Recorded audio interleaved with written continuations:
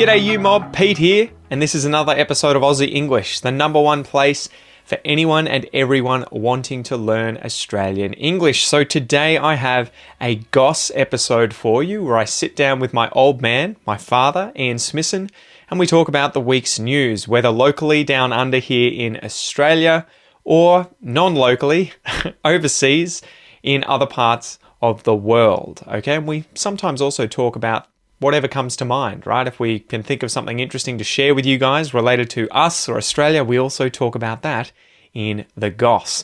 So these episodes are specifically designed to try and give you content about many different topics where we're obviously speaking in English and there are multiple people having a natural and spontaneous conversation in English. So it is particularly good to improve your listening skills.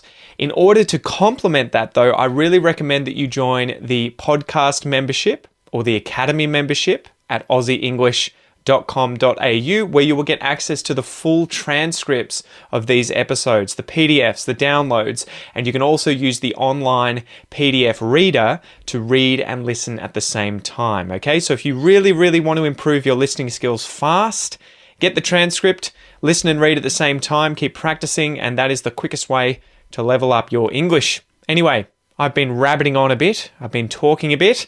Let's just get into this episode, guys. Smack the bird, and let's get into it.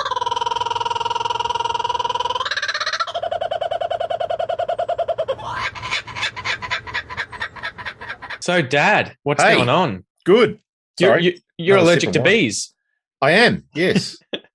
Apparently, 63... Not as allergic as African penguins. Oh, I shouldn't be laughing. Yeah, so again, this is a story from ABC again. Go check out abc.com or .net.au, sorry, abc.net.au. Swarm of bees kills dozens of endangered penguins on a South African beach. So a swarm of bees killed 63 endangered African penguins on a beach outside of Cape Town. The South African Foundation for the Conservation of Coastal Birds, SANCCOB with a double C, has said... Yeah, I know. It's like, come on, guys. You could come up with a better, quicker acronym. That's like, what, 8-9 words? Well, the irony is that the F in there doesn't exist. It's not in the acronym. South African Foundation. There is no N in there. Yeah. Anyway, well, I guess they've taken it from foundation, right? Just to make it work. I know. It's a weird one. So after tests, we found bee stings around the penguin's eyes. The foundation's David Roberts, a clinical veterinarian, said this is a very rare occurrence. We don't expect it to happen often. It's a fluke. There was also dead bees on the scene. Would you believe it? So the penguins put up a fight. Well, not necessarily. Yeah, that's it. All right. Well, yeah. So anyway, it turns out these African penguins are really, really endangered. They obviously come to Cape Town. Well, I don't know if they come there, if they live there permanently. They do, yeah. There's a couple of beaches around the Cape that these birds hang out on, much like the little penguins do around the coast of southern Australia. The African penguins are around the coast of southern South Africa. But they're very cute little birds. They're the ones with these little pink, kind of like, they almost look like a beanie that comes over the top of its eye. Little face patches. Yeah. They are very cute. I know. They look gorgeous. So, I guess these guys were effectively being monitored by SANCCOB, and they arrived on the beach and found, obviously, a shitload of them were dead, and they would have been like, what the hell? So they've taken away a lot of these animals and had them get post-mortems by vets. And they found that these animals were all, healthy with no external or physical injuries. But then they discovered all these multiple bee stings in the animals. And I think what's happened is the bee stings are from a naturally occurring honeybee there, the Cape honeybee, which is believed to be the one that was responsible. They're native to the environment as well. Obviously, something stirred up the bees, and the biology of the birds is what's really led to their downfall here, where they pair up, obviously, they pair bond, and then the female will lay eggs on a nest, and one of the animals has to be there at all times, whilst the other animal is out at sea fishing, filling up its crop with fish to come back and feed both the other parent and the chicks that are there on the nest. That's their sort of way of reproducing. Typical penguin, it is a variation on a typical penguin theme. Yeah. Yeah, where one individual stays with the nest, the other one goes out. And then obviously, whilst the individual, I would imagine when they got to the beach, the 63 penguins that were dead were probably all the birds that were sitting on nests for prolonged periods of time and wouldn't move. And wouldn't move. Yeah. And something's egged on these if you'll excuse the pun. Yeah. So many of these puns coming out. That wasn't even intentional. So something's obviously set the bees to be off. or not to be. And the annoying thing with bees, I think, is especially bees that die once they have stung, is that they tend to send out pheromones once they are starting to attack something. So the others to signal to all the others to do the same thing, and you end up with a swarm, and they'll just attack anything in the vicinity. And so these bees have obviously attacked these poor penguins that would have been sitting there. Just, fuck off! Just leave me alone. I'm not a threat. I don't need bees. Exactly. And they would have been, sitting on their nests and all stung to death tragically. So, it's a bit of a bugger, but it was an interesting story. And they were I think they were saying that numbers of penguins are dwindling, and the species may become extinct by the year 2035 if nothing else is done. So it kind of made me think about the penguins in the movie Oddball. The fairy penguins on the Middle Island, is it? Middle Island in Warrnambool, yeah. Where in the movie they're like, we've got to stay above 10 or they're going to cancel the funding to take care of these penguins, and they get down to 11 or whatever it is. Dogs will be out there going, no bloody penguins here. Maybe that's what they need. They need some Maremma dogs to sit on the beach here in South Africa and fend off the bees. Maybe they should be the target for the bees. Yeah, well, it was an interesting one because no explanation, and you'll never come up with an explanation for how it happened. Or arrived on the scene after the fact, right? So you got no idea. Exactly, and potentially no solution, because we can't explain how or why it happened. Yeah.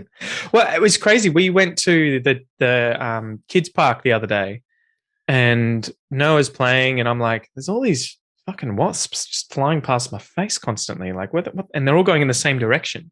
And then I noticed that they dug a nest in the tan bark, which is what they put on the bottom of playgrounds so that if kids fall, obviously it's somewhat softer than, concrete. But these wasps had dug a nest, and I'd been watching a channel. There's a channel on YouTube that I've gone down the rabbit hole of watching a lot since I was doing my PhD.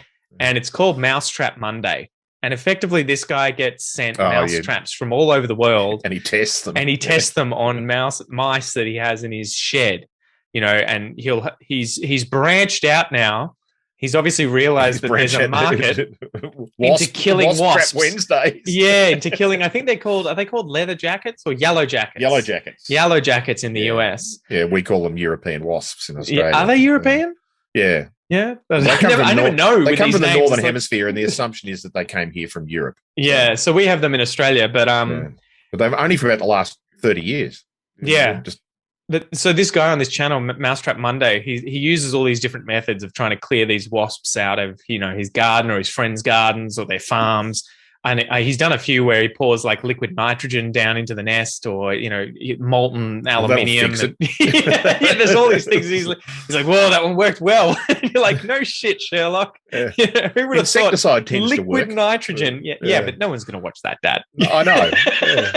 They can do that themselves. I used an actual. Well, I think he does do a few actually using proper products that have been made, but then he's obviously branched off into, hey, I happen to have a bunch of liquid nitrogen and a wasp nest.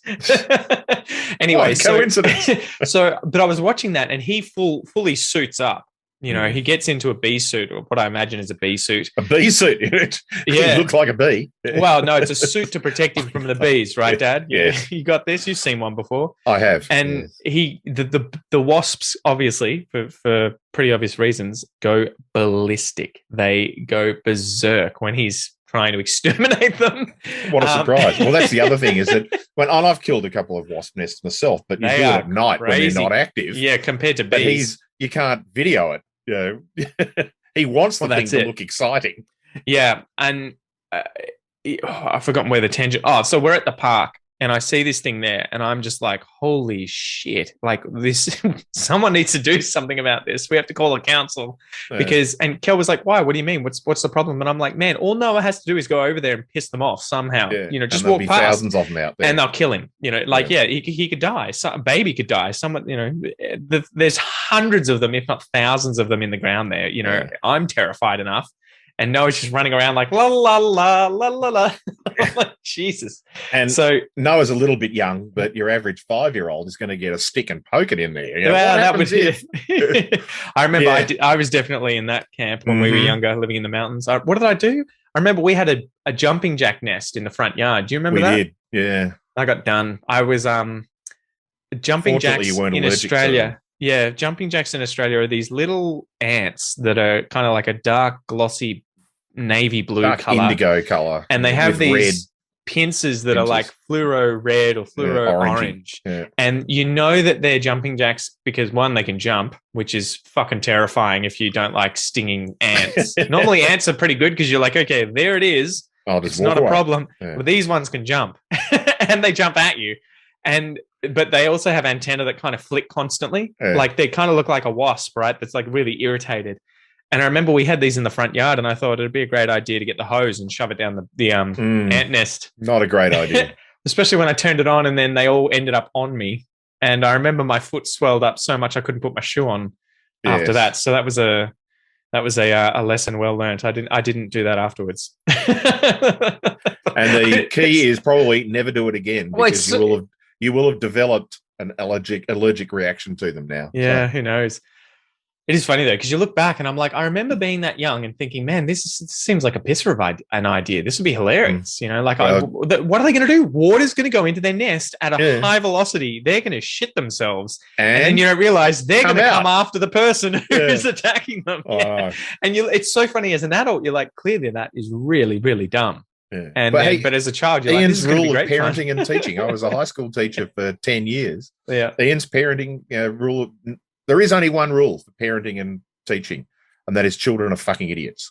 After everything else, that explains everything. You don't know. You got to give them a bit of leeway, right? You just don't know what's going to happen with these things. You got no idea. But it just means you have to entirely manage their risk until they are capable of managing it themselves. I think that's what makes taking care of my kids, Noah especially, obviously at the moment, is just that you just don't know what he's going to do. You're like, look, you have no idea. I look at this room and I see an incredibly safe room. And he's probably sees, a room and doesn't see danger or safety. No, he just sees 1,000 things to play with. But he'll find a way of doing some dumb shit. Like the other day, what happens if I climb the bookcase? Well, he was smashing one of the cars into the wall, and I'm like, mate, you're gonna push the car through the plaster in the wall, and it's like, yeah, I know. But it's one of those things you'd be like, wait, why would he know that? He's got to do it once to realize that's the cause and effect, right? That's my point, is that children are idiots, and you just have to manage their risk profile until they get sensible enough to do it themselves. But that is the most tiring thing. It's just that constantly needing someone to supervise. You don't necessarily have to be a teacher in a science lab. Oh man, with 25, 14-year-olds. The Bunsen burners. Exactly. Bring it on. What you mean we get to burn stuff and see the colors change and everything? What happens when I do burn the kid next door to you and see what happens? All right. That's probably enough for this episode. See you in the next one, guys. Hope you enjoyed it. Alrighty, you mob. Thank you so much for listening to or watching this episode of The Goss. If you would like to watch the video, if you're currently listening to it and not watching it, you can do so on the Aussie English channel on YouTube. You'll be able to subscribe to that. Just search Aussie English on YouTube. And if you're watching this and not listening to it, you can check this episode out also on the Aussie English podcast, which you can find via my free Aussie English podcast application on both Android and iPhone. You can download that for free, or you can find it via any other good podcast app that you've got on your phone. Spotify, podcasts from iTunes, Stitcher, whatever it is. I'm your host, Pete. Thank you so much for joining me. I hope you have a ripper of a day, and I will see you next time. Peace.